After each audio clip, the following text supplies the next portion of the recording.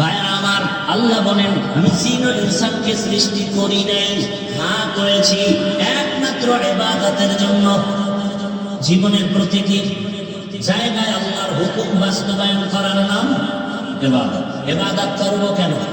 এক নাম্বার কারণ হলো আমার রবের সাথে হবে মুলাকাত, আর বিনিময়ে পুরস্কার পাবো, শান্তির ঠিকানা জান্নাত। ইবাদতের মাধ্যমে মুলাকাত হবে কার সাথে? ফামান কানা ইয়ারজু লিকা রাব্বিহি ফালইআমাল আমালান সালিহা ওয়া লা ইউশরিক বিইবাদাতি রাব্বিহি আহাদা। রবের মুলাকাতের জন্য শিরিক করা যাবে না, নেক আমল ছাড়া যাবে না। আমল করতে হবে, শিরিকের গন্ধকার ঢাকা যাবে না। তাহলে ইবাদত কেন করব? রবের সাথে মুলাকাত, বিনিময়ে পাবো কি? জান্নাত। এখন ইবাদতটা কোন সিস্টেমে করব? ডাক্তারের পরামর্শে, প্রফেসরের পরামর্শে? এক কথায় জবাব, ইবাদত হতে হবে একমাত্র মদিনাওয়ালা নবীর আদর্শ অনুযায়ী। নবীর আদর্শ মতে খানা খাওয়া ইবাদত, নবীর আদর্শ মেনে তুমি ঘুমাও ইবাদত, নবীর আদর্শ মেনে জুতা পরো ইবাদত, নবীর আদর্শ মেনে দোকানদারি করো ইবাদত, নবীর আদর্শ মেনে তুমি চাকরি করো ইবাদত, নবীর আদর্শ মেনে বাথরুমে যাও ইবাদত, নবীর আদর্শ মেনে তুমি নামাজ পড়ো ইবাদত। নবীর আদর্শ মানবা না, নামাজ পড়বা হবে না। নবীর আদর্শ বাদ দিয়া রোজা রাখবা হবে না। একজন মাগরিবের নামাজে দাঁড়াইয়া চিন্তা করে বেজোর 3 রাকাত করে লাভ কি? আল্লাহকে আরো 2 সিজদা বাড়ায় জোর 4 রাকাত দিয়ে দেই, সওয়াব হবে? কেন হবে না? নবীর আদর্শে নাই। একজনের রমজানের রোজা রেখে আবেগ বাইরে গেছে, আল্লাহ পুরো বছর যদি দিতে একটাও ভাঙতাম না, যখন দেও না অন্তত ঈদের দিনটা রাখি। ঈদের দিন রোজা রাখলে সওয়াব না গুনাহ? কেন? নবীর আদর্শে, রসুলের আদর্শ বাদ দিয়ে নামাজ পড়লে হবে না, রসুলের আদর্শ বাদ দিয়ে রোজা রাখলে হবে না, রসুলের আদর্শ মেনে তুমি কাউকে বন্ধু বানাও ইবাদত, নবীর আদর্শ ঠিক রেখে তুমি জুতা পরবা ইবাদত, নবীর আদর্শ মেনে ঘুমাও এটাও তোমার ইবাদত। নবী বলেন কেউ যদি এসা করে ঘুমাও, ঘুম থেকে উঠিয়া যদি ফজরের নামাজ আদায় করো, ঘুমের সময়টাও নেকের পাল্লায় ওজন দেয়া হবে। নবীর আদর্শ নাই এমন কোন কাজ আছে? আঙ্গুলের নখগুলো কেমনে কাটবা, সেখানেও রসুলের আদর্শ। মাথার চুলগুলো কেমনে কাটবা, সেখানেও রসুলের আদর্শ। জুতাটা কেমনে পরবা, সেখানেও রসুলের আদর্শ। মানতে কোনো কষ্ট? আপনারা এখান থেকে বের হবেন, জুতা পরবেন নি না পকেটে লয়ে ঢুকবেন? জুতা পরবেন, জুতা পরার সুন্নাত বাম পা পরে ঢুকবেন, ডান জুতায় ডান পা আগে ঢুকাবেন, এরপরে বাম জুতা বাম পা ঢুকাবেন। ঢুকছে যে দুটো পাও, আগে ঢুকছে কোনটা? দোনো পাও ঢুকার পরে এবার যখন আপনি কদম দিবেন, ডান পা দিয়ে কদম দিবেন সুন্নাত। এটা কষ্টের কিছু, খেয়াল করলেই হয়। বাসায় গিয়ে সবাই ফ্রেশ হবেন, ফ্রেশ। বাসায় যে ফ্রেশ হয় না, সবাই ফ্রেশ হবে। কোথায় হবে? ওয়াশ রুমে। ওয়াশ আসেনি? ওয়াশরুম এটার গ্রামে কয় কি? বাথরুম না, বাথরুমের ওয়াশরুম বানাই না, ওয়াশরুম আলাদা করে। বাথরুম হলো জিন শয়তানের আড্ডাখানা। এজন্য নবী বলে ঢোকার আগে দোয়া করে ঢুকলে মাইক দেবেন, আল্লাহুম্মা ইন্নী আউযু বিকা মিনাল খুবুসি। সব খবিস ওখানে আছে। এজন্য বাথরুমে গিয়ে বইলে মাথা ফাটে, ঠিক নি? নবী কয় খালি মাথায় ঢুকবি না, খালি পায়ে বাথরুমে যাইবা না। বাম পা দিয়ে ঢুকো নাকি ডান পা? বাম পা দিয়ে ঢুকবা, দোয়া কইরা ঢুকো। এরপরে যখন বসবা, বসতে গিয়ে নবী বলেন বাম পায়ের উপরে বাথরুমে বসা।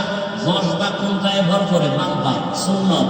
হাঁটুর উপরে কাপড় উঠাবা না, সুন্নাত। মক্কার বেঈমান রাখা তুমি কেমন নবী বাথরুমের নিয়ম শিখায়? সাহাবায়ে কেরাম বলেন নবী বাথরুমে বসার নিয়ম শিখায়, পানি ব্যবহারের নিয়ম শিখায়। নবী বলেন বাথরুমে বসতে গিয়া বাম পায়ের উপরে ভর করে বসবা সুন্নাত, এবং হাঁটুর উপরে কাপড় উঠানো যাবে না। খালি মাথায় ঢুকবা না, জুতা ছাড়া ঢুকবা না। বাথরুমে তাড়াতাড়ি সময় কাটানোর পর ডান পা দিয়া বের হও। বের হইয়া কিছু না পারো এতটুকু বলো আলহামদুলিল্লাহ। সুন্নত আদায় হলো, সবাই ইবাদতে লেখা হয়ে যায়। নবীর তরিকা কত শান্তি, রসুলের আদর্শ মতো আপনি ঘুমাবেন, রসুলের আদর্শ মতো খানা খাবেন, সুন্নত আদায় হবে। কেমনে খানা খাবেন? দোনো হাতের কবজা পর্যন্ত ধুইয়া নাও সুন্নত, খানার ডান দিক থেকে শুরু করো সুন্নত, বিসমিল্লাহ বলে শুরু করো সুন্নত, নিচে বসে খানা খাও সুন্নত। একলে হলো ভিন্ন কথা, নিচে বসে খানা খাও এবং খানা ভেতরে তুমি বলো না কাল আলহামদুলিল্লাহ শুকর। আমগো ভদ্রলোকেরা সুন্নত আদায় করে, ডান হাতে লোকমা দেয়, বাম হাত দিয়ে লবণ নেয়, লবণ কোন হাত দিয়ে নেয়? কেন কেন? বাম হাত বাথরুমে ব্যবহার হয় তো, এটা ফেলেবার একটু আলাদা। কিতনা বেলাজা বেহায়া। আর কেমনে বললে যে রসুলের সুন্নতের উপর আগ্রহ বাড়বে? বাম হাতে লবণ কেন? রসুলের সুন্নাত হলো শান্তি, রসুলের সুন্নাত নাই সেখানে অশান্তি। ওই যে আধা লিটারের বোতল আছে মাল বা অন্যান্য, এটা এই বোতলে পানি পান করা যাবে, গ্লাসের বোতল। আধা লিটারের বেশি বড় বোতল হলে বোতলে আর পান করা যাবে না। বড় জগ আছে, জগে ডাইরেক্ট করা যাবে না, গ্লাসে পানি নাও। সুন্নাত মানবা না, একজনে বোতল নিয়ে টান মারছে, নাহে বিন্দি দিয়ে ঢুকে শান্তি গরম হয়ে গেছে। তাহলে শান্তির ঠিকানার নাম কি? ইসলাম ছাড়া শান্তির ঠিকানা আর সেই ঠিকানাটা উম্মতকে সুন্দরভাবে বুঝাই দিবে একমাত্র উলামায়ে কেরাম। সংসারের শান্তি, পরিবারের শান্তি, ব্যবসার শান্তি, চাকরির শান্তি, দুনিয়ার সব শান্তি, পরকালের জান্নাত পাওয়ার সব ঠিকানা দিবে একমাত্র উলামায়ে কেরাম। আর কেউ দিবে না, কেউ দিবে না, দেয় না। আর দেওয়া দিবে কিভাবে? জানতে তো হবে, জানতে তো হবে। কেমন জানা জানে যে লাকুম দিন হুকুম ওয়ালিয়া দিন, বুখারীর হাদিস। এই জানায় তো শান্তি হবে না, এই জানায় শান্তি হবে হবে না। তাহলে আল্লাহকে বেজার করা যাবে না কেন? আল্লাহর মতো আপনার কেউ নাই। দুনিয়ার সবাই স্বার্থপর, আমার আল্লাহর কোন স্বার্থ? আল্লাহ যদি স্বার্থপর হইতেন তাহলে যারা আল্লাহকে ডাকে ওদের খানা দিতেন, বেঈমানের খানা দিতেন না। কিন্তু আল্লাহ কত দয়াময়। আল্লাহ বলেন, দুনিয়ার মানুষ, আমার দরজা সবার জন্য খোলা। নদীর মাছ মুমিনরা যে খাওয়ার স্বাধীনতা পাবে, বেঈমানরাও সেই মাছ খাওয়ার স্বাধীনতা পাবে, বাধা নাই। কেন? দুনিয়াটা পরীক্ষার হল। মন্দিরের দরজাও খোলা, মসজিদের দরজাও খোলা। এখন তোমার স্বাধীনতা, তুমি মসজিদে ঢুকলেও নিষেধ নাই, মন্দিরে ঢুকলেও তোমার বাধা দেয়া হবে না। তবে ফলাফলের বেলায় দেখবা কে জান্নাতি কে জাহান্নামী। পরীক্ষার হল, কোনো বাধা দেওয়ার সুযোগ নাই।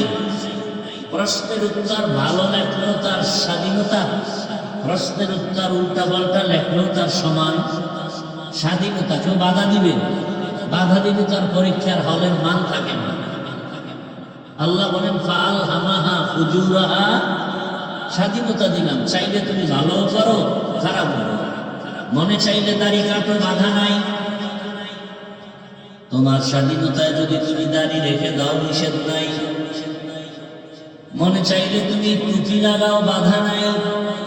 মনে চাইলে তুমি ক্যাপ লাগাও, তোমাকে নিষেধ করা হবে না। তোমার মনে চাইলে যাত্রার প্যান্ডেলের গান চলে, অন্যদিকে কোরআনের বয়ান চলে, কোথায় ঢুকবা তোমার স্বাধীনতা। যদি তুমি মন্দিরে যাও, যাত্রার প্যান্ডেলে যাও, তোমার জন্য বাধা দেওয়া হবে না। যদি কোরআনের বাগানে যাও, নিষেধ করা হবে না।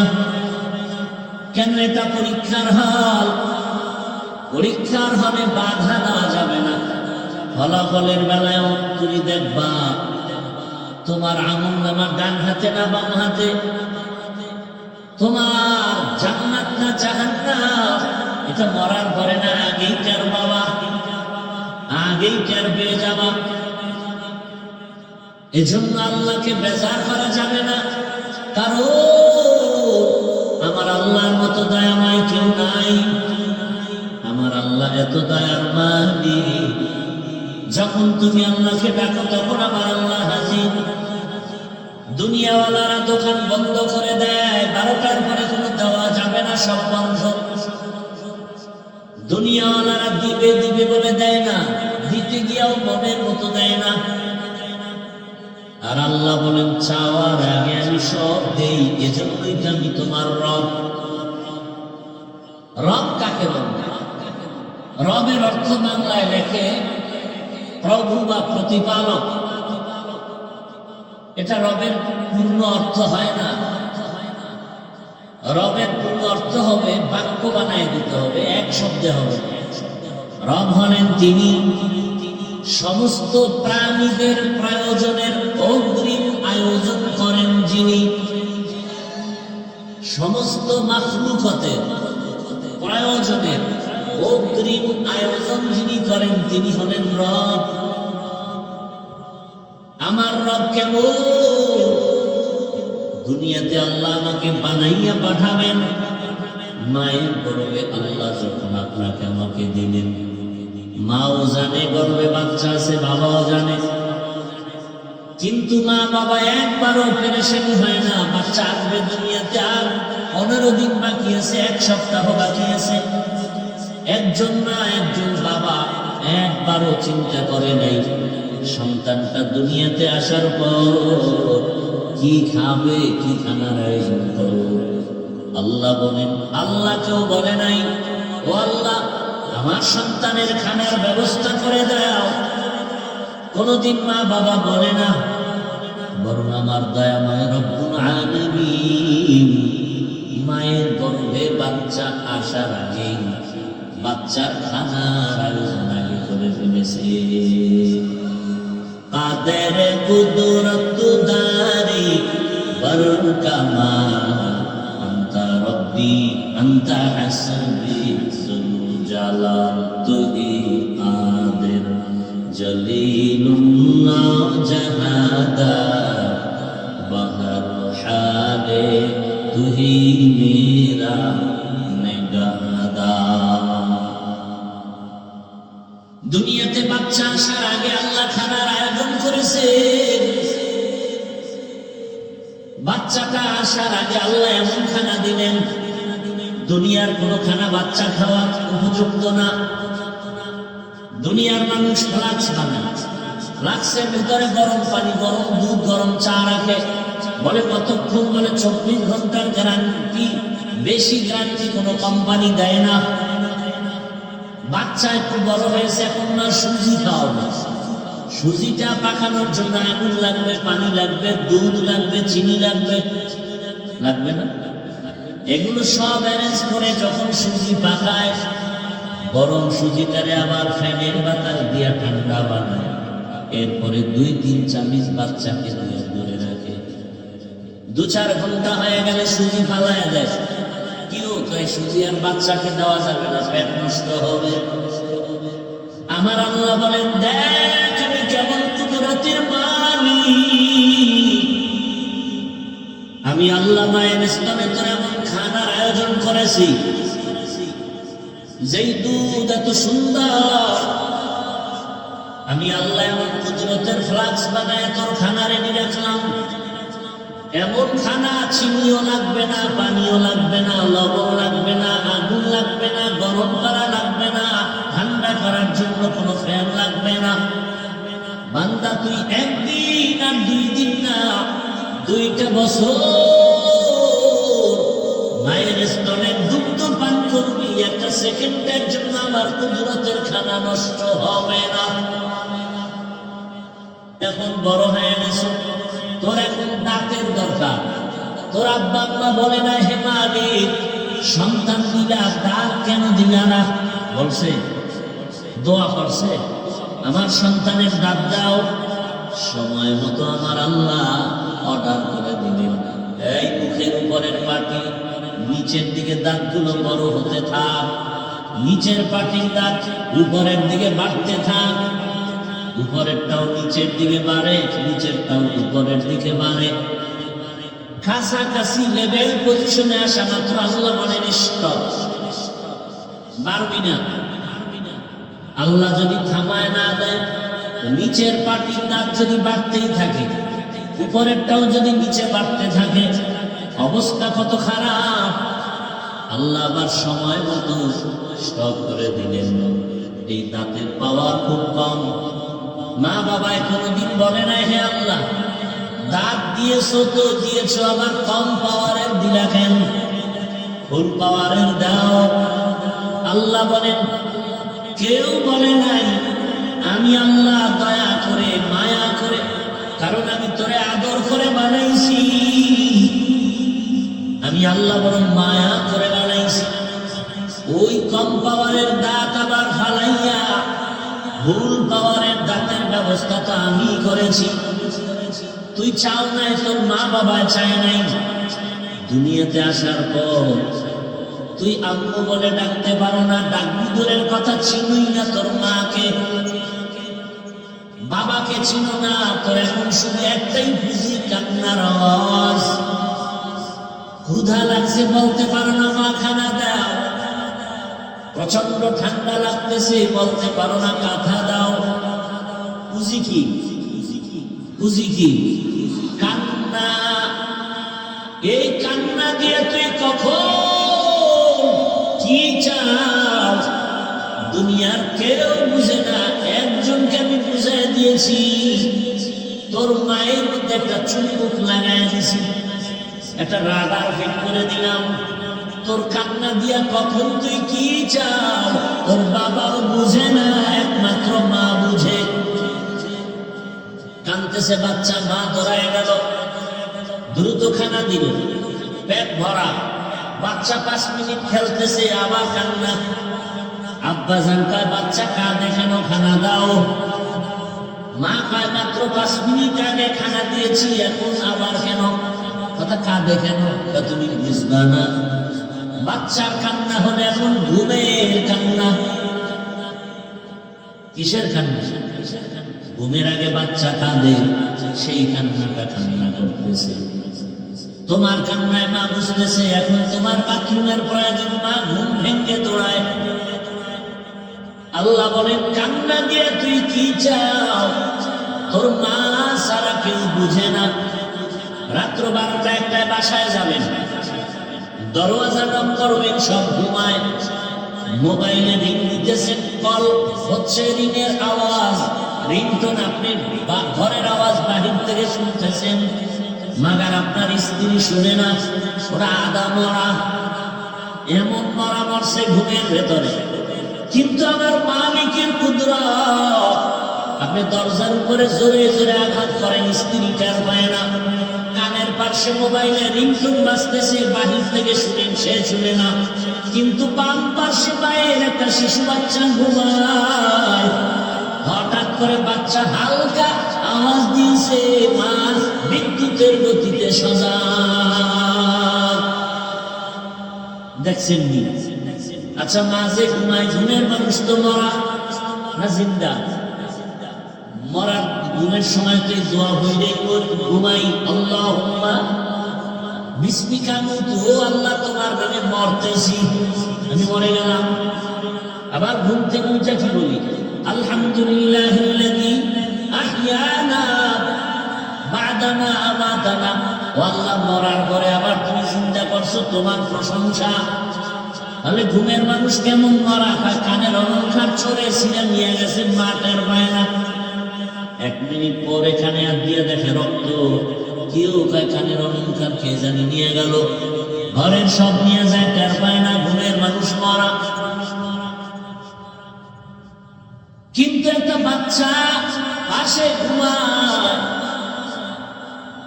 মায়ের বডি ঘুমের মধ্যে অচেতন মানুষ। মা যদি ঘুরিয়া বাচ্চার উপরে পড়ে যায়, বাচ্চা তো মরে যাবে, নিঃশ্বাস বন্ধ হয়ে যাবে।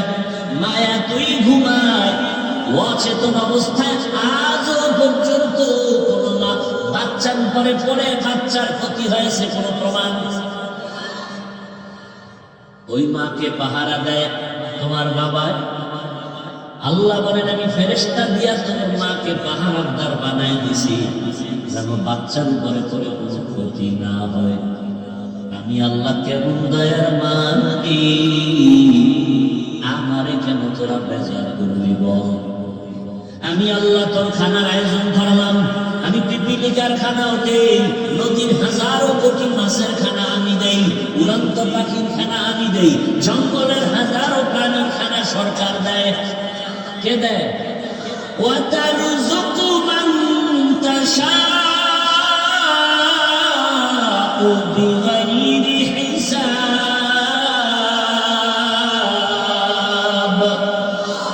گر توکل میکنی هر صبح و شام میرساند رزق تو از آمقام পিপিলিকার খানা আমি দিই, নদীর মাছের খানা আমি দিই, আমি আল্লাহ জঙ্গলের প্রাণীর খানা দেই।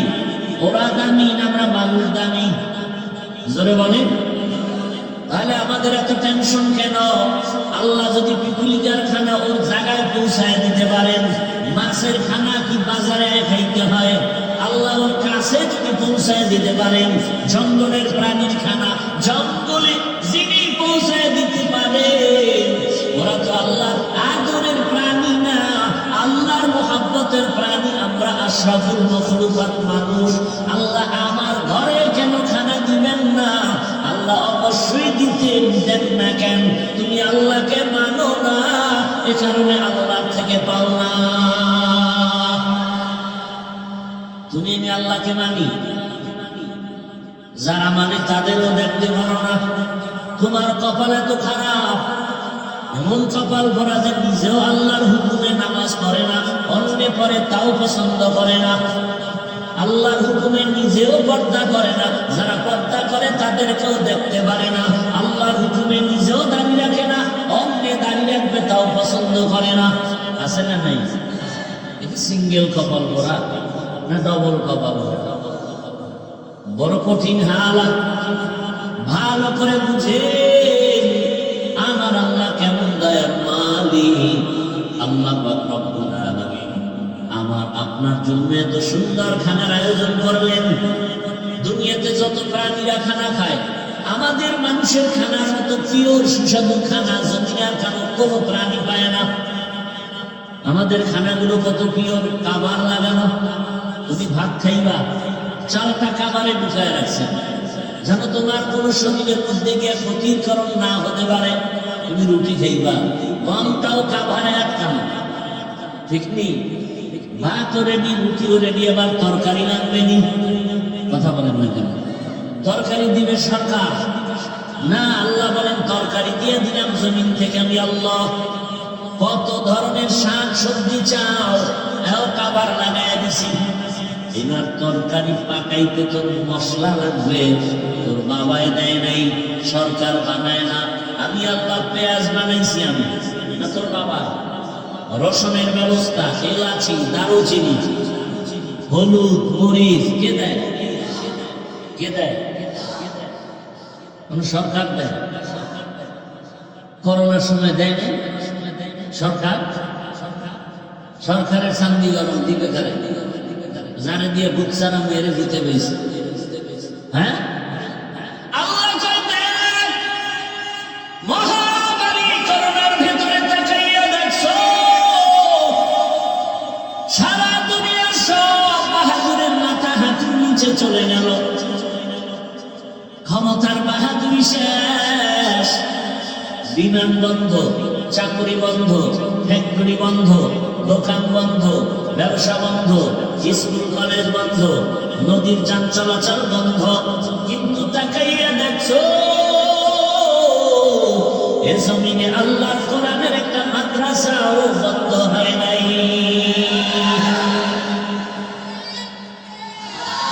ইতিহাস ভুলে গেছেন না?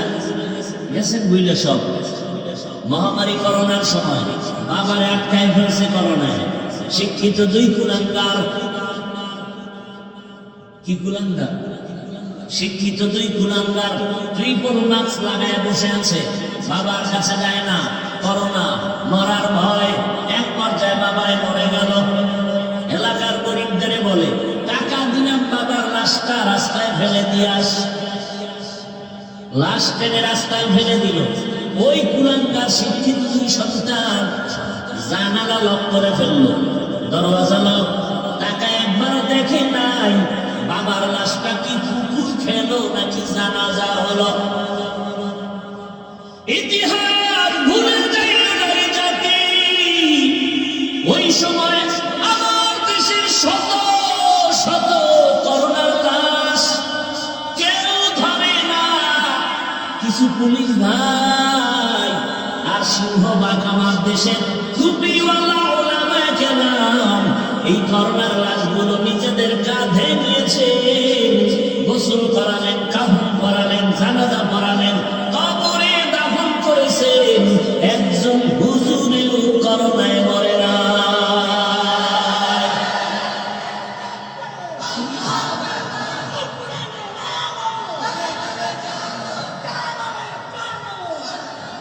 মায়েরা আমার, মিথ্যা বলছি?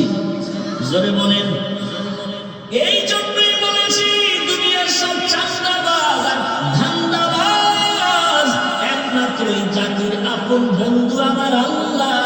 আর এই জমিনে তোমার বন্ধু হলো ওলামায়ে কেরাম। ওলামায়ে কেরাম নিঃস্বার্থ বন্ধু। কয় টাকা দিছো করোনার এই খেদমতের বিনিময়ে? সরকারও দেয় নাই, জনগণও দেয় নাই, দিছে কি? গালাগালি, ফেসবুকে বিরোধিতা। কথা ঠিক নেই?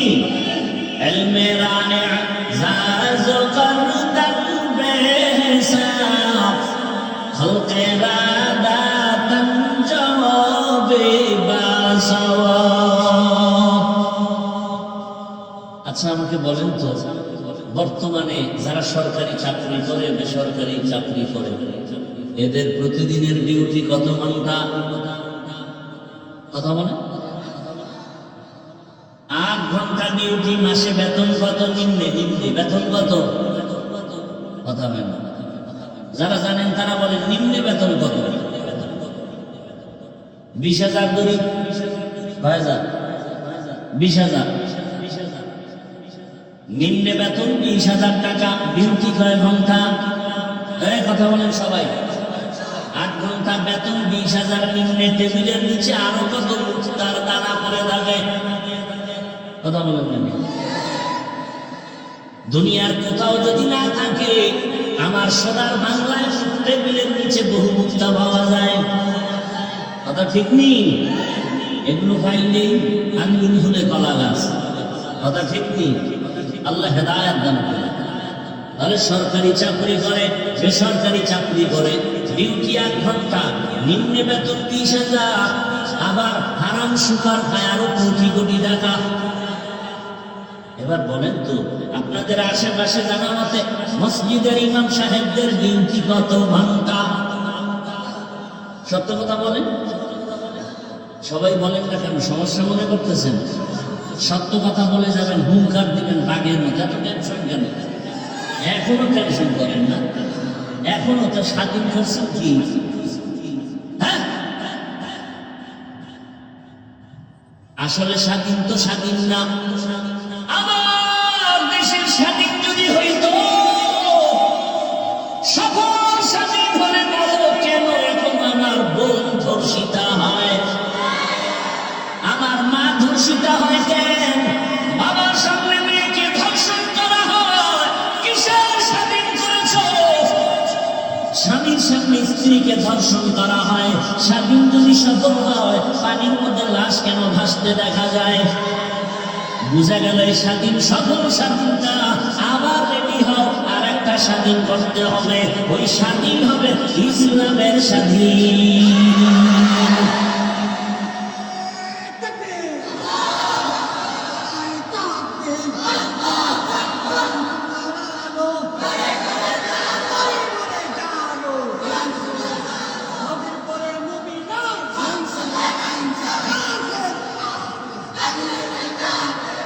ভাইরা আমার, তাহলে আরেকটা স্বাধীন করতে হবে। কিসের স্বাধীন?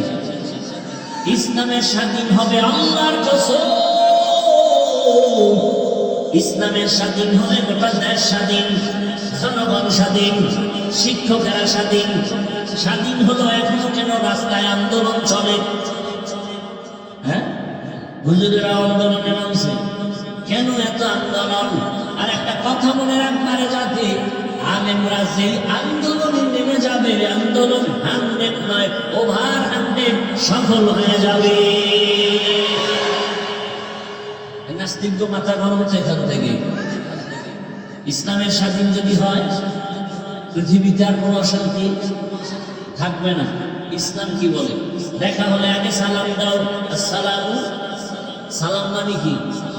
শান্তি। সেও আমাকে আবার জবাব দিল কি? ওয়ালাইকুম সালাম।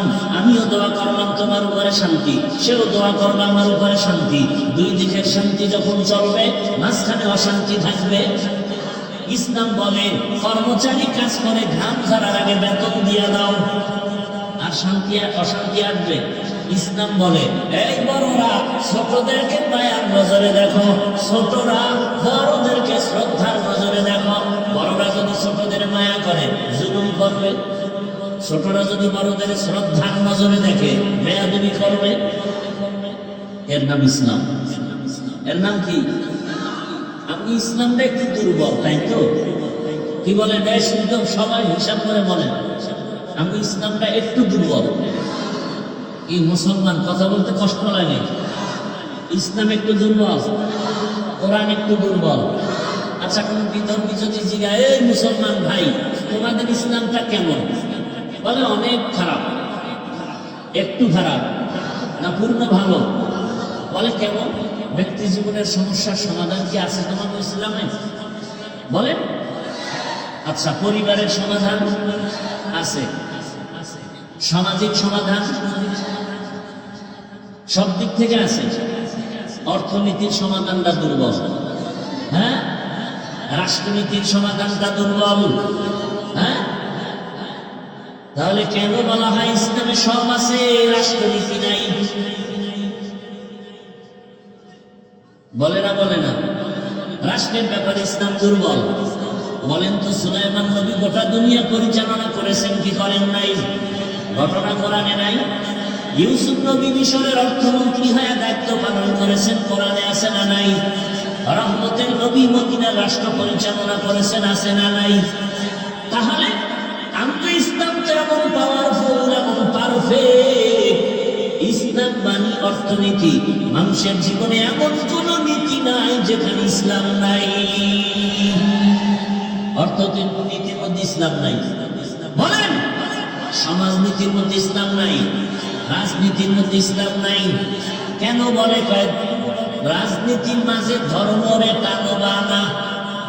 রাজনীতির মাঝে ধর্মকে টানা যাবে কেন? কেন? এটা আগুন পানি, আগুন পানি যেমন এক হয় না, রাজনীতির মাঝে ধর্মকে টানা যায় না।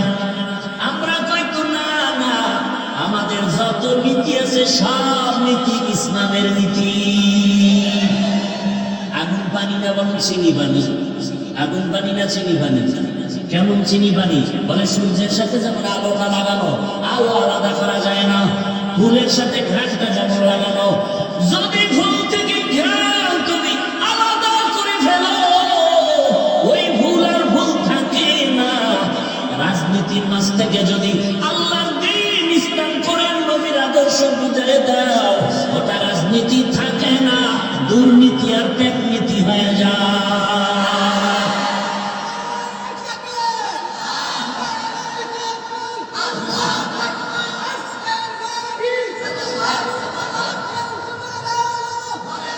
ভাইয়া আমার, বুঝেন কথা, বুঝেন? আপনি যদি বলেন ইসলামে রাজনীতি নাই, তার মানে হলো রাজনীতির বেলা ইসলাম দুর্বল। আসলে কি ইসলাম দুর্বল? বরং ইসলাম আর রাজনীতি কেমন মিলানো? ফুল আর ঘ্রাণ যেমন মিলানো, ফুল থেকে ঘ্রাণ চলে গেলে ও ফুল আর ফুল থাকে না, ঠিক রাজনীতির মাঝখান থেকে আল্লাহ রসুলের আদর্শ বিদায় হয়ে গেলে ওটা দুর্নীতি হয়, রাজনীতি হয়, রাজনীতি থাকে না। আল্লাহ বুঝার তৌফিক দান করেন। বানায় বললাম কিছু, খবরদার কথা পাই শুনে। এখানে আরেকটা পয়েন্ট বলি, এখানে বহু আল্লাহর বান্দা আছেন নামাজ ঠিক মতো করেন না। সত্য কথাটা বলেন না কেন? তার মানে আপনি কাফের। হ্যাঁ, এখানে একটা পয়েন্ট ভালো করে মনে রাখবেন। নামাজ পড়েন না এক জিনিস, নামাজ পছন্দ করেন না আলাদা জিনিস। যে নামাজ পড়ে না তাকে গালি দেওয়া যাবে না, যে নামাজ পছন্দ করে না তাকে তাকে ছাড় দেওয়া যাবে না। ব্যবধান আছে না? যে নামাজ পড়ে না সে মুমিন, যে নামাজ পছন্দ করে না তা যাবে ইমান, যে দাড়ি রাখে না গালি দেওয়া যাবে না সে মুমিন, যে দাড়ি পছন্দ করে না তাকে ছাড় দেওয়া যাবে না সে বেঈমান। ব্যবধানটা বুঝছেন তো? পর্দার বিধান যে আপনি মানেন না, কোনো গালি নেই, আপনাকে বুঝাবো, বুকে লাগাবো, হাসি দিব, কিন্তু বিরোধিতা করলে ছাড় নেই। বুঝেন বুঝেন? আপনি ইসলামের রাজনীতি করবেন না, কোনো ঝগড়া নাই, দ্বন্দ্ব নাই, আপনাকে সালাম আমি আগে দেবো, বুকে লাগাবো, নাস্তা করাবো, বুঝাবো, কিন্তু ইসলামী রাজনীতি নাই বলে বিরোধিতা করলে আর ছাড় দেওয়া হবে না। ব্যবধানটা বুঝছেন? রাজনীতি করেন না এক জিনিস, মানেন না অন্য জিনিস। কি? রাজনীতি না পছন্দ করা এক জিনিস, আপনি করেন না সেটা ভিন্ন জিনিস। বুঝেন না কথা? যেমন প্রচলিত ইসলামী রাজনীতি যত চলে, আমি কোন দলের মধ্যে কোনো দায়িত্বে নাই, তার মানে আমি রাজনীতির বিরোধী। হ্যাঁ, আল্লাহ কোরআন যা বলবে সব মানব, কোরআনে যা আছে সব মানি, বা আল্লাহ বুঝার তৌফিক দান করেন। তাহলে আল্লাহ ইসলাম রসুলের আদর্শের মধ্যে কি রাষ্ট্রনীতি আছে না নাই?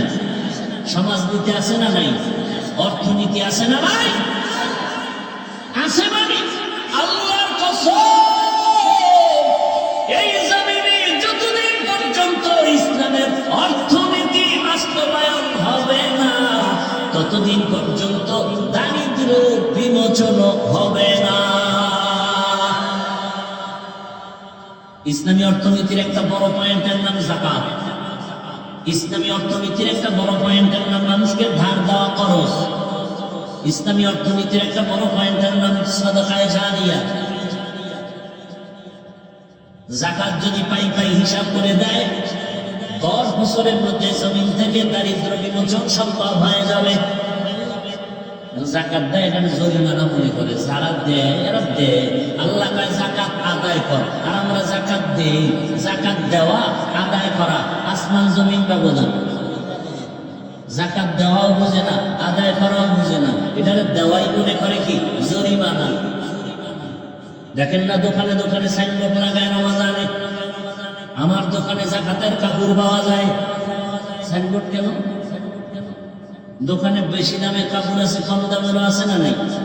আলাদা সাইনবোর্ড কেন? কোম্পানি পৃথিবীতে জন্মের পরে কিয়ামতের আগ পর্যন্ত 3rd ক্লাসের কাপড় এর থেকে আর বানায় নাই, বানাবে না। যাকাতের কাপড় যেই পরিমাণ নরমাল আর 3rd ক্লাস, অন টাইম বুঝেন নিয়ে একবার পড়লে সদরঘাট। এটা যাকাত দেওয়া হয়, আদায় হয় না। আল্লাহ কয় যাকাত আদায় কর। এ বিষয়ে আমার আলাদা বয়ান রমাজানের আছে, এখন আর ওদিকে সময় নিব না। এতটুকুই বলবো, পৃথিবীতে কল্যাণময় সফল অর্থনীতির নাম ইসলামী অর্থনীতি। সফল কল্যাণময় অর্থনীতি ইসলাম দিয়েছে, কেউ দেয়নি। প্রত্যেকটা পায়ে পাট পাট করে আলোচনা করলে বোঝানো সম্ভব। অন্তত এতটুকু বুঝেন যে সর্বোচ্চ অর্থনীতি ইসলামে আছে না নাই? বাস এতটুকু বুঝেন। আপনার ইসলাম দুর্বল না, এই সাহসটা অন্তরে রাখেন। আপনার ইসলাম কোন দিক থেকে দুর্বলতা নাই, চ্যালেঞ্জ দিয়ে দাঁড়াবেন। ইসলাম হলো পৃথিবীর শ্রেষ্ঠ শান্তির ধর্ম। ইসলাম অনুযায়ী হিন্দু জাতি চললে কসম আল্লাহ শান্তির জীবন পাবে। ইসলামের থিওরিতে যদি খ্রিস্টান জাতি জীবন চালায়, খোদার কসম শান্তির জীবন পাবে। আর ইসলাম ছাড়া হিন্দু বৌদ্ধ বা মুসলমানের কপালেও শান্তি নেই। আল্লাহ বুঝার তৌফিক দান করেন। তাহলে আল্লাহকে বেজার করা যাবে? আল্লাহকে বেজার করা যাবে না।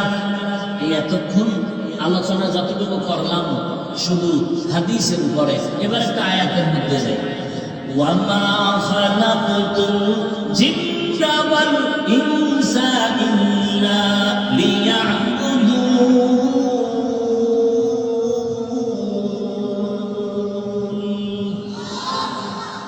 ভাইরা আমার, আল্লাহ বলেন আমি জিন ও ইনসানকে সৃষ্টি করি নাই, হ্যাঁ করেছি একমাত্র ইবাদতের জন্য।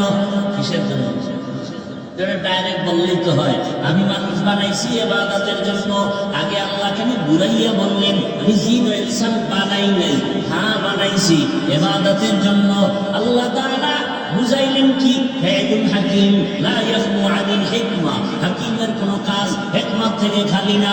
আল্লাহ বলেন তোর জিহ্বা অন্তর খালি কর, তোকে বানানো হয় নাই একটা কাজের জন্য, তোকে বানাইছি ওই একটা কাজ। মরণ পর্যন্ত মানুষের দুই কাজ না, এক কাজ। ওই কাজের নাম হলো ইবাদত। কাজের নাম কি? ইবাদত। এবার বুঝার চেষ্টা করেন ইবাদত মানে কি। অনেকে কয় তসবিহ হাতে নাও, পাগড়ি লাগাও, হাতে লাঠি নিয়ে মসজিদে যাও, জিকির করো, তাবলীগে যাও, কোরআন তেলাওয়াত করো, পীরের কাছে যাও, শেষ ইবাদত না। এজন্য বুঝেন তিন কথা। ইবাদত কি, ইবাদত কেন, ইবাদত কিভাবে? তিনটা কথার সমাধান খুব দ্রুত শোনেন। ইবাদত কি? কথার জবাব হলো মানুষের জীবনের প্রতিটা ক্ষেত্রে আল্লাহর হুকুম মেনে চলার নাম ইবাদত। মানুষের জীবনের প্রতিটা ক্ষেত্রে আল্লাহর হুকুমকে মেনে চলার নাম হলো ইবাদত। এবার বলেন আল্লাহর হুকুম নাই কোন কাজে? বিয়ে শাদীতে আল্লাহর হুকুম নেই, আছে। এক নাম্বার হুকুম হলো গায়ে হলুদ লাগাও, দুই নাম্বার হুকুম ডেক সেট চালাও, তিন নাম্বার হুকুম হলো ভিডিও নাচ গান করো। সোনার গায়েগুলো নাই, হ্যাঁ? তো কচু গাছ খুঁজেন না কেন? মুসলমান হইয়া এই আকাম সাকাম করে বিয়ে হইলে এর পরিণাম ফলতে আকামি হবে। আল্লাহ হেদায়েত দান করুন। এজন্য আমি মাঝে মাঝে বলি, ও পীর সাহেবের মুরিদ, ও তাবলীগওয়ালা মুবাল্লিগ, ও হাজী সাহেব, তোমার ইমানের পার্সেন্ট কত? জানি না তো। আমি বললাম তোমার ইমানের পার্সেন্ট বোঝা যায় মাইয়া পোলা বিবাহের অনুষ্ঠানের সময়। কারণ হাজী সাহেবের হাজিগিরি শেষ, উপরে উপরে ফেলার কিচ্ছু লাগবে না, তলে তলে এটা দিল না মানবতা হইল, এটা দিল না কেন মানবতা হইল, তলে তলে সব চায়। আল্লাহ হেদায়েত দান করুন। আর পোলায় কি চায়? পোলায় চায় যে তাড়াতাড়ি মরার জন্য একটা বাইক দাও, বাইক। বুঝলেন নাই? যুবকদের জন্য এক মরণস্থানের নাম বাইক, আর একটা মরণস্থানের নাম কি? হ্যাঁ, দ্রুত অসুস্থ হওয়ার জন্য গজবের নাম মোবাইল, দ্রুত মরে যাওয়ার জন্য অস্ত্রের নাম বাইক। বাইকে যেই পরিমাণ মানুষ মরে, যুবক মরে, অন্যান্য অ্যাক্সিডেন্ট এত মরে। যুবক বাঁচতে চায় বেশি দিন, অস্ত্র হাতে নিয়ে নিছে তাড়াতাড়ি মরা। থাকতে চায় সুস্থ, অসুস্থতার অস্ত্র মোবাইল হাতে নিয়ে চলতেছে। আল্লাহ হেদায়েত দান করেন। মোবাইল মানুষকে এই পরিমাণ অসুস্থ বানায়, ঔষধ আবিষ্কার হওয়া বড় কঠিন। কিডনি দুর্বল, হার্ট দুর্বল, ব্রেন দুর্বল, চোখের পাওয়ার, কানের পাওয়ার। এই যারা টাচ মোবাইল চালাও যুবক, মুখে হাত দিয়ে বলতে পারবে আল্লাহর সাক্ষী রেখা তোর চরিত্র খুব সুন্দর। আল্লাহ হেদায়েত দান করুন। জীবনের প্রতিটি জায়গায় আল্লাহর হুকুম বাস্তবায়ন করার নাম ইবাদত। ইবাদত করব কেন? এক নাম্বার কারণ হলো আমার রবের সাথে হবে মুলাকাত, আর বিনিময়ে পুরস্কার পাবো, শান্তির ঠিকানা জান্নাত। ইবাদতের মাধ্যমে মুলাকাত হবে কার সাথে? ফামান কানা ইয়ারজু লিকা রাব্বিহি ফালইআমাল আমালান সালিহা ওয়া লা ইউশরিক বিইবাদাতি রাব্বিহি আহাদা। রবের মুলাকাতের জন্য শিরিক করা যাবে না, নেক আমল ছাড়া যাবে না। আমল করতে হবে, শিরিকের গন্ধ থাকা যাবে না। তাহলে ইবাদত কেন করব? রবের সাথে মুলাকাত, বিনিময়ে পাবো কি? জান্নাত। এখন ইবাদতটা কোন সিস্টেমে করব? ডাক্তারের পরামর্শে, প্রফেসরের পরামর্শে? এক কথায় জবাব, ইবাদত হতে হবে একমাত্র মদিনাওয়ালা নবীর আদর্শ অনুযায়ী। নবীর আদর্শ মতে খানা খাওয়া ইবাদত, নবীর আদর্শ মেনে তুমি ঘুমাও ইবাদত, নবীর আদর্শ মেনে জুতা পরো ইবাদত, নবীর আদর্শ মেনে দোকানদারি করো ইবাদত, নবীর আদর্শ মেনে তুমি চাকরি করো ইবাদত, নবীর আদর্শ মেনে বাথরুমে যাও ইবাদত, আদর্শ মেনে তুমি নামাজ পড়ো ইবাদত, নবীর আদর্শ মানবা না নামাজ পড়বা হবে না, নবীর আদর্শ বাদ দিয়া রোজা রাখবা হবে না। একজন মাগরিবের নামাজে দাঁড়াইয়া চিন্তা করে বেজোর 3 রাকাত পড়ে লাভ কি? আল্লাহকে আরো 2 সিজদা বাড়ায় জোর 4 রাকাত দিয়ে দিই, সওয়াব হবে? কেন হবে না? নবীর আদর্শে নাই। একজনের রমজানের রোজা রেখে আবেগ বেড়ে গেছে, আল্লাহ পুরো বছর যদি দিতে একটাও মানতাম না, দেও না, অন্তত ঈদের দিনটা রাখি। ঈদের দিন রোজা রাখবে সওয়াব না গুনাহ? কেন? নবীর আদর্শে, রসুলের আদর্শ বাদ দিয়ে নামাজ পড়লে হবে না, রসুলের আদর্শ বাদ দিয়ে রোজা রাখলে হবে না, রসুলের আদর্শ মেনে তুমি কাউকে বন্ধু বানাও ইবাদত, নবীর আদর্শ ঠিক রেখে তুমি জুতা পরবা ইবাদত, নবীর আদর্শ মেনে ঘুমাও এটাও তোমার ইবাদত। নবী বলেন কেউ যদি এসে পড়ে ঘুমাও, ঘুম থেকে উঠিয়া যদি ফজরের নামাজ আদায় করো, ঘুমের সময়টাও নেকের পাল্লায় ওজন দেয়া হবে। নবীর আদর্শ নাই এমন কোন কাজ আছে? আঙ্গুলের নখগুলো কেমনে কাটবা, সেখানেও রসুলের আদর্শ। মাথার চুলগুলো কেমনে কাটবা, সেখানেও রসুলের আদর্শ। জুতাটা কেমনে পরবা, সেখানেও রসুলের আদর্শ। মানতে কোনো কষ্ট? আপনারা এখান থেকে বের হবেন, জুতা পরবেন নি না পকেটে লয়ে ঢুকবেন? জুতা পরবেন, জুতা পরার সুন্নাত। বাম পা পরে ঢুকবেন, ডান জুতায় ডান পা আগে ঢুকাবেন, এরপরে বাম জুতা বাম পা ঢুকাবেন। ঢুকছে নি দুনো পাও?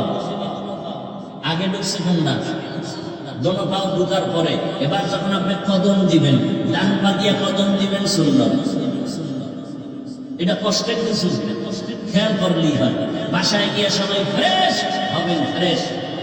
বাসায় যে ফ্রেশ হয় না সবাই ফ্রেশ হবে। কোথায় হবে? ওয়াশ, ওয়াশ আসেনি, ওয়াশরুম। এটার গ্রামে কয় কি? বাথরুম না, বাথরুমের ওয়াশরুম বানাই আমরা। ওয়াশরুম আলাদা করেন, বাথরুম হলো জিন শয়তানের আড্ডাখানা। এজন্য নবী বলে ঢোকার আগে দোয়া করে ঢোকালে মাই খাবি, আল্লাহুম্মা ইন্নী আউযু বিকা মিনাল খুবুসি, সব খবিস ওখানে আছে। এজন্য বাথরুমে গিয়ে বইলে মাথা ফাড়বে, ঠিক নি? নবী গায়ে খালি মাথায় ঢুকবি না, খালি পায়ে বাথরুমে যাইবা না। বাম পা দিয়া ঢুকো নাকি ডান পা? বাম পা দিয়া ঢুকবা, দোয়া কইরা ঢুকো। এরপরে যখন বসবা, বসতে গিয়ে নবী বলেন বাম পায়ের উপরে বাথরুমে বসা, বসবা কোন পায়ে ভর করে? বাম পা, সুন্নাত। হাতির উপরে কাপড় উঠাবা না, সুন্নাত। মক্কার বেঈমান রাখা তুমি নবী কেমন নবী? বাথরুমের নিয়ম শিখায়। সাহাবায়ে কেরাম বলেন নবী বাথরুমে বসার নিয়ম শিখায়, পানি ব্যবহারের নিয়ম শিখায়। নবী বলেন বাথরুমে বসতে গিয়া বাম পায়ের উপরে ভর করে বসবা সুন্নাত, এবং হাতের উপরে কাপড় উঠানো যাবে না, খালি মাথায় ঢুকবা না, জুতা ছাড়া ঢুকবা না।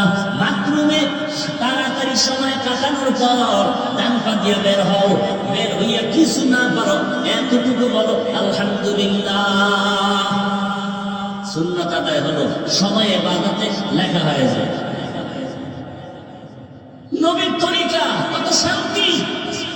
রসুলের আদর্শ মতো আপনি ঘুমাবেন, রসুলের আদর্শ মতো খানা খাবেন, সুন্নাত আদায় হবে। কেমনে খানা খাবেন? দোনো হাতের কবজা পর্যন্ত ধুইয়া নাও, সুন্নাত। খানার ডান দিক থেকে শুরু করো, সুন্নাত। বিসমিল্লাহ বলে শুরু করো, সুন্নাত। নিচে বসে খানা খাও, সুন্নাত। একলেও ভিন্ন কথা, নিচে বসে খানা খাও, এবং খানা ভেতরে তুমি বলো লাকাল হামদু আলাকার শুকর।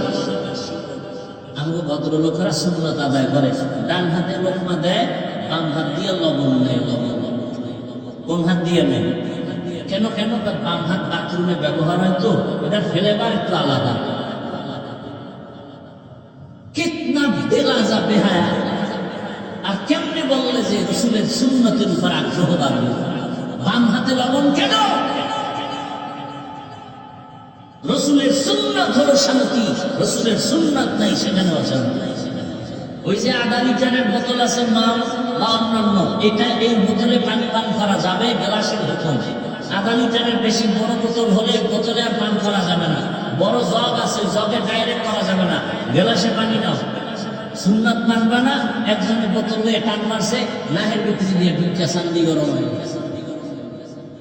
হয় না? হয় না? যেই পানি কেউ আটকায় না, ওই পানি গলায় দিয়ে আটকায় কেন?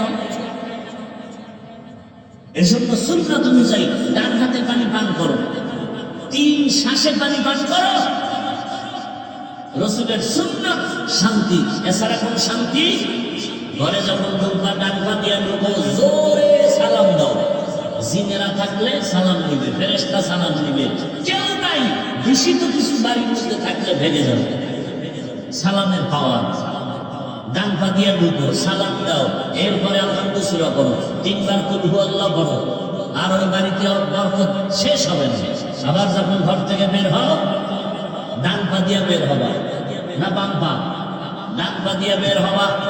এরপরে তুমি বিসমিল্লাহ বলে দোয়া করবা, এরপরে তুমি দরুদ ইব্রাহিম পড়বা একবার, এরপরে আরো দোয়া আছে। এরপরে বাইরে নাই নিয়ে যদি দেখো কেউ বলছে কিছু দেন, সাথে সাথে দিবা। দান করবা, কখনো সায়েলকে ধমক দিবা না, দেখো বরকত শুরু হয়ে যাবে। বরকত সব ইসলামের মধ্যে, আমরা মানি না। তাহলে ইবাদত আল্লাহর হুকুম জীবনে বাস্তবায়ন করার নাম ইবাদত। কেন করব? আল্লাহর মুলাকাতের জন্য, বিনিময়ে জান্নাত পাওয়ার আশায়। ইবাদত কোন তরিকায় হবে? একমাত্র মদিনাওয়ালা রাসূলের তরিকায় ইবাদত। তার তরিকায়, রাসূলের তরিকা। এখন রাসূলের তরিকা শিখানো হয় স্কুলে, কলেজে, কোথায়? মাদ্রাসায়। মাদ্রাসা আপনি না যাইতে পারলেও মাদ্রাসা ওয়ালা যারা ওলামায়ে কেরাম, এদের সোহবতে থাইকা এরপরে ইবাদত শিখেন, করেন, ব্যবসা বাণিজ্য সব জায়গায় দেখবেন বরকত আর